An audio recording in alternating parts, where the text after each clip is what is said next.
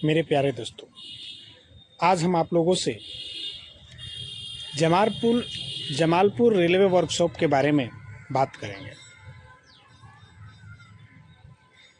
और इसलिए आप लोगों का बोर्ड एक्सप्रेस में स्वागत है। और जितने लोग भी नए हैं सब्सक्राइब कर लें और मेरे वीडियो को अधिक से अधिक लोगों तक शेयर करें, कमेंट करें और लाइक करें।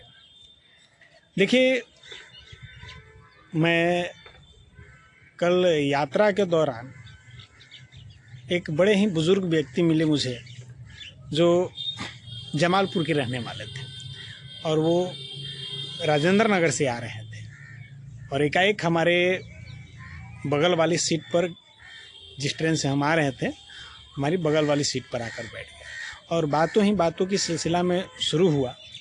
और मुझे जानने की उत्सुकता हुई कि जो जमालपुर रेलवे वर्कशॉप है कहाँ है और कैसे है, क्या होता है। ये चीज़ें किताबों में हमने बहुत कुछ पढ़ा था और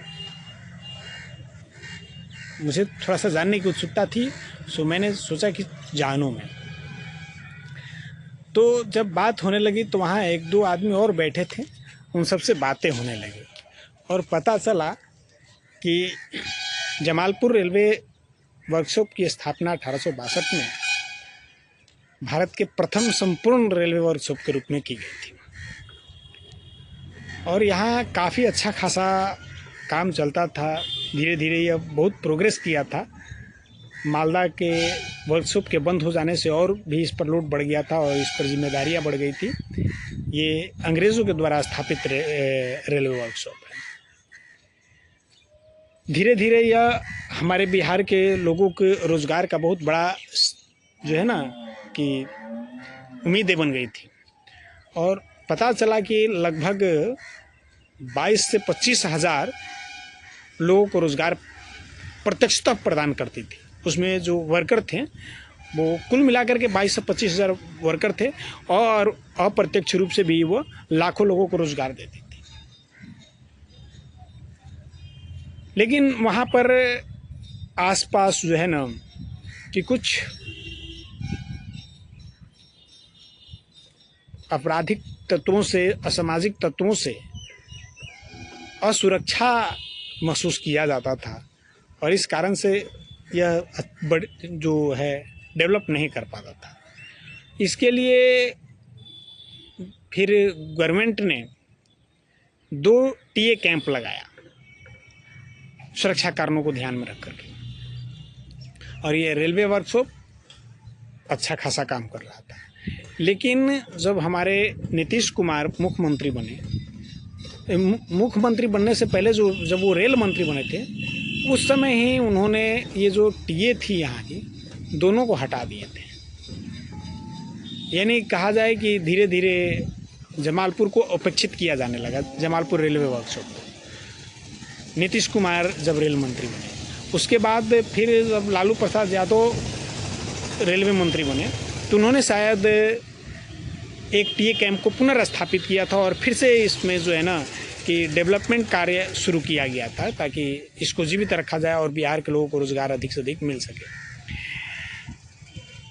लेकिन फिर रेलवे मंत्री से जब लालू प्रसाद हट गए, उसके बाद मुख्यमंत्री बने और फिर जब मुख्यमंत्री नीतीश कुमार बने तो उन्होंने इस रेलवे वर्कशॉप में धीरे धीरे जो है ना कि कुछ दिक्कतें आनी शुरू हुई और कुछ इस मामले को लेकर भी दिक्कत था कि जो नौकरियां दी जाती थी उसमें स्थानीय लोगों का मांग था कि पहले स्थानीय लोगों को प्राथमिकता दी जाए और उसके बाद बाहर के लोगों को भरा जाए।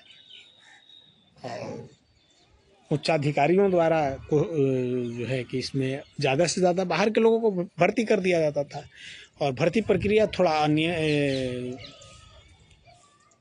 इनलीगल तरीके से होती थी और इसी क्रम में ये रेलवे वर्कशॉप को गवर्नमेंट ने धीरे धीरे डेड करना शुरू कर दिया और ये जमालपुर रेलवे वर्कशॉप जो कभी 22 से 25 हज़ार नियोक्ताओं को नौकरी देती थी, रोज़गार सृजन करती थी, आज वर्तमान समय में पता चला कि 2000 से 2200 वर्कर ही अब इसमें रह गए हैं और यह माने कहा जाए कि जर्जर अवस्था में पहुंच गई है। अगर फिर से गवर्नमेंट इसको ध्यान दे करके सुचारू रूप से चालू करे तो बिहार के लोगों को काफ़ी रोज़गार मिल सकता है। और ये चीज़ें मुझको जानकारी मिली तो मैंने सोचा कि लोगों के साथ मैं शेयर करूं ताकि हम लोग सरकार से यह निवेदन कर सकें कि इस पर ध्यान दे बिहार सरकार, और जो लोगों के साथ, बिहार के बच्चों के साथ जो बेरोज़गारी की समस्याएं जुड़ी हुई है, इस तरह से कम किया जा सकता है। यही जानकारी देनी थी। धन्यवाद। देखते हैं फिर कभी सफ़र के दौरान कुछ रोचक चीज़ें हमें प्राप्त होती है तो आप लोगों के साथ मैं शेयर करूंगा। तब तक के लिए विदा लेता हूं। जय हिंद। और मेरे चैनल को लाइक, सब्सक्राइब करें और कमेंट करें।